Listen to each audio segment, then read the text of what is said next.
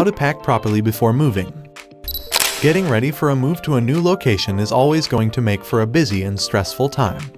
This is particularly true for anyone who's moving into their first home. If you've never packed before or did so badly during previous moves, utilizing some tips and guidelines during the packing should make everything go quicker, allowing you to focus on other aspects of the move.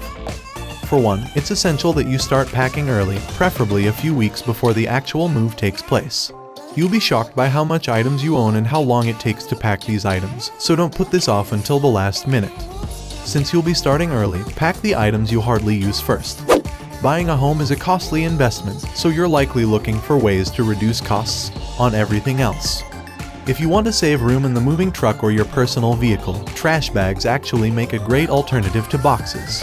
Unlike boxes, trash bags squish together and can save a hefty amount of space. Obviously, you should only pack unbreakable items into these bags. It's also important that you pack strategically. Get a quote 172524153333.